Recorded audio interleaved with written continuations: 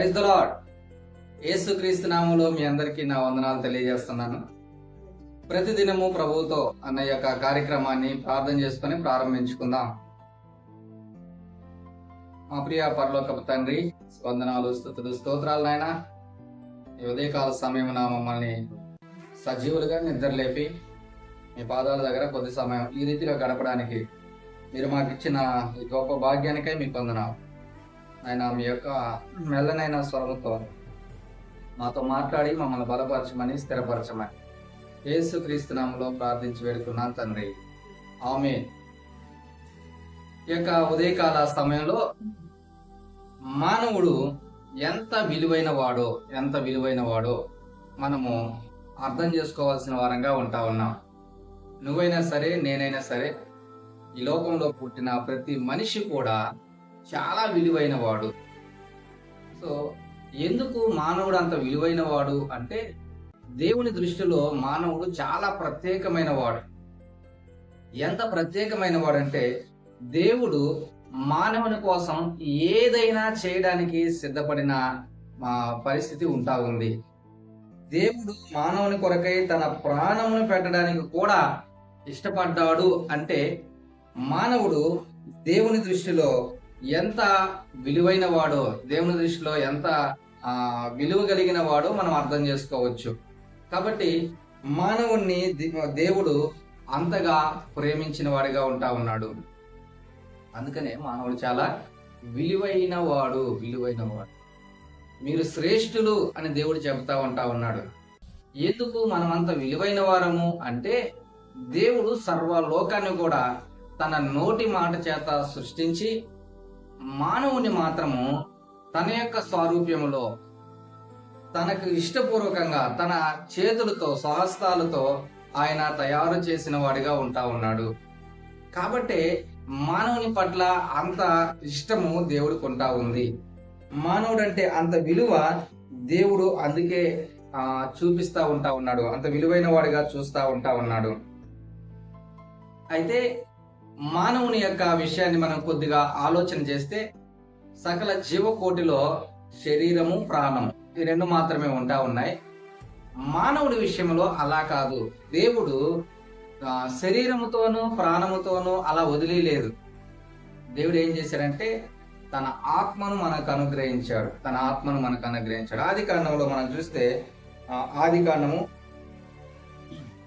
2వ అధ్యాయము 7వ వచనం మనం చదివితే, దేవుడైన యెహోవా నేల మంటితో నరుని నిర్మించి వాని నాసికారంధ్రములో జీవవాయువును ఊదగా నరుడు జీవాత్మ ఆయను అన్న మాట మనం చూస్తా ఉంటాం. జీవాత్మ ఆయను. సో శరీరం ఉంది, జీవం ఉంది, అనగా ప్రాణం ఉంది, అలాగే ఆత్మ కూడా ఉంటా ఉంది మానవుడి. సో అందుకనే దేవుడికి మానవుడు అంటే చాలా విలువైన వ్యక్తిగా కనబడతా ఉంటా ఉన్నాడు, చాలా శ్రేష్టమైన వ్యక్తిగా కనబడతా ఉంటా ఉన్నాడు. అయితే మానవుణ్ణి ఈ భూమి మీద ఎంతవరకు విలువైన వ్యక్తులుగా తోటి మానవుడు చూడగలుగుతాడు?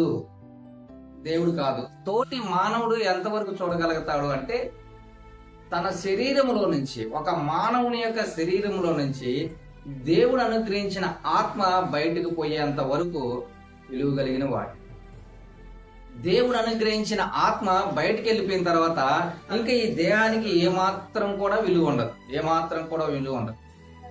ఇది ఒక మట్టి ఘటంలాగా నిలిచిపోతుంది, మట్టిలో కలిసిపోతుంది. దేవుడు అనుగ్రహించిన ఆత్మ తనలో ఉన్నంత వరకు ఎంతో విలువ కలిగిన వాడిగా ఉంటా ఉన్నాడు. కానీ దేవుని ఆత్మ కోల్పోయిన తర్వాత, దేవుని ఆత్మ బయలు వెళ్ళిన తర్వాత మనిషికి ఏమాత్రం కూడా విలువ ఉండదు. బ్రతికున్నప్పుడు, మానవుడు బ్రతికుంటా ఉన్నప్పుడు తన యొక్క శరీర అవయవాలలో దేనినైనా సరే, ఎవరైనా సరే ఎంత రేటుకైనా కొనగలిగే వారు ఉంటా ఉన్నారు. వారి అవసరాన్ని బట్టి కిడ్నీలు అమ్ముకునేవారు అంటున్నారు, హార్ట్ అమ్ముకునేవారు అంటున్నారు, అంటే అవయవ దానం చేసి ఇచ్చేసేవారు ఉంటా ఉన్నారు, నేత్రాలు. సో ఇలాగా ఒక్కొక్కటి చూస్తే చనిపోయిన తర్వాత తన శరీరం నుంచి ఆత్మ బయలు వెళ్ళిన తర్వాత కొన్ని గంటలైన తర్వాత ఇంకా అది ఏమాత్రం కూడా ఎవరికి కూడా ఏ అవయవము ఉపయోగపడదు. అయ్యా ఈ బాడీని మీరు తీసుకోండి, మీరు ఏమైనా చేసుకోండి అంటే మాకెందుకు వచ్చింది ఆ బాడీ, మాకేమవుతున్నాం అంటారన్నమాట. సో ఎంత మాత్రం కూడా విలువ లేదు. దేవుని ఆత్మ నీలో ఉన్నంత వరకే నువ్వు విలువ కలిగిన వాడు అన్న విషయాన్ని గుర్తుపెట్టుకోవాల్సిన వారంగా మనం ఉన్నాము. ఒక మాట మనం చదువుకుందాం. 2 కొరింథీయులకు రాసిన పత్రిక 4వ అధ్యాయము 7వ వచనంలో మనం చూస్తే, అయినను ఆ బలాధిక్యము మా మూలమైనది కాక దేవునిదై ఉండినట్లు మంటి ఘటములలో ఈ ఐశ్వర్యము మాకు కలదు. దేంట్లో అంట?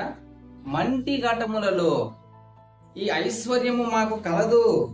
దేనిని బట్టి అంటే దేవునిదై ఉండినట్లు, మా మూలముగా కాక దేవునిదై ఉండినట్లు మంటి ఘటములో ఈ యొక్క ఐశ్వర్యము మాకు కలదు. దేవుడు అనుగ్రహించింది. దేవుడు అనుగ్రహించిన దాన్ని బట్టే మనకి ఐశ్వర్యం, దేవుడు అనుగ్రహించిన దాన్ని బట్టే మనకి విలువ. కాబట్టి చాలా సార్లు మనము అనుకుంటా ఉంటాం, ఈ యొక్క శరీరానికి చాలా మెరుగులు దిద్దుకోవడానికి కొన్ని వేలు లక్షలు ఖర్చు పెడుతుంటున్న వారు ఉంటా ఉన్నారు. కానీ ఆత్మను అలా వదిలేస్తా ఉంటా ఉన్నారు. ఇదేమైతే మనకేముందులే, చచ్చిపోయిన తర్వాత ఎవరికేం తెలుసు, ఎవరు ఎక్కడ ఉంటారు ఎవరికేం తెలుసు, ఎవరు చూసి వచ్చారు అన్న పరిస్థితిలో మనము మన ఆత్మను గురించి చాలా నిర్లక్ష్యంగా ఉంటా ఉన్నాము. దానికి ఏమాత్రం కూడా మనం విలువిస్తున్న వారంగా ఉండడం లేదు. గ్రహించాలి, మన ఆత్మ మనలో ఉన్నంత వరకే మనకు విలువ.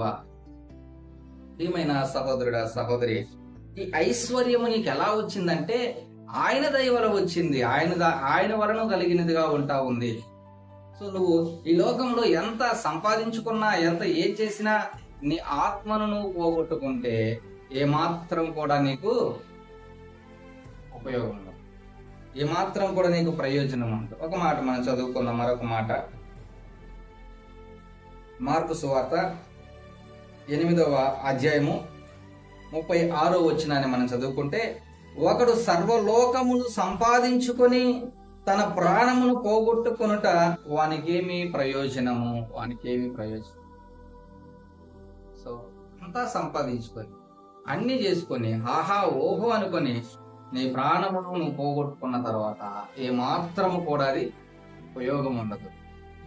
నీవు నిరుపయోగంగా మారిపోతావు, ఎందుకు కూడా పనికిరానిదిగా మారిపోతా ఉంటుంది. కాబట్టి ఈ యొక్క ఉదయకాల సమయంలో నువ్వెంత విలువైన వాడవో గ్రహించాలి. నంబర్ 1, ఆ విలువ నీకు ఎప్పటి వరకు ఉంటుంది అన్న విషయాన్ని గ్రహించాలి. నంబర్ 2, ఆ విలువను నువ్వు కాపాడుకోవాలి అని అనుకుంటే నీ ఆత్మ విషయమై చాలా జాగ్రత్తగా ఉండాలి. నంబర్ 3, కాబట్టి నీ ఆత్మను నీవు సరాసరి నరకానికి అప్పగించుకోకుండా పరలోకానికి నువ్వు అప్పగించుకోగలిగితే, అనగా పరలోకానికి నువ్వు చేరాలి అని నువ్వు ఆశ కలిగి ఉన్నట్లయితే ఎప్పటి నుంచైనా సరే నువ్వు శ్రద్ధపడు, ఎప్పటి నుంచైనా సరే నువ్వు జాగ్రత్తగా ఉండు. నువ్వు చాలా విలువైన వాడు అని గుర్తించు.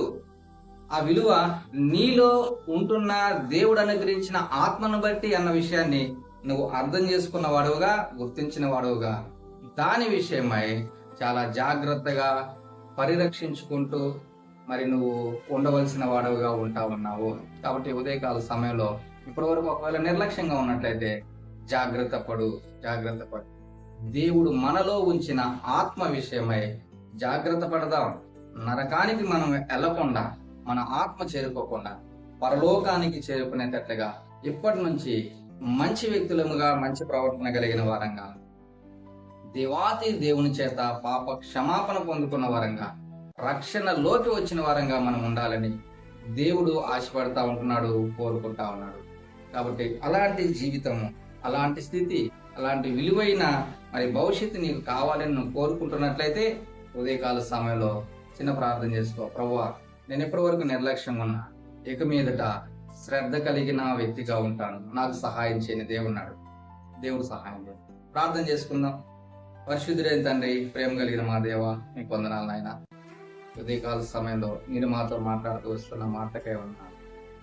మేము ఈ రీతిగా ఉన్నాము అంటే నీవు మాకు అనుగ్రహించిన ఆత్మను బట్టి, మేము విలువైన వ్యక్తులుగా మేము ఉంటున్నామంటే మాలో ఉంచిన ఆత్మను బట్టి దానిని మేము కాపాడుకునే వారంగా, దానిని మేము నరకానికి అప్పగించుకోకుండా పరలోకానికి చేర్చుకునే వారంగా ఇప్పటి నుంచి ప్రభువా మీ యందు భయభక్తులు కలిగిన వారంగా పాప క్షమాపణ కలిగిన వారుగా ఉండాలి అని ఎంతమంది అయితే ప్రార్థన చేస్తూ ఉంటున్నారో వారందరి పక్షాన మీరున్నండి, వారిని క్షమించండి, వారిని రక్షించి నడిపించండి. యేసుక్రీస్తు నామములో ప్రార్థించి వేడుకున్నాను తండ్రి. ఆమేన్. God bless you.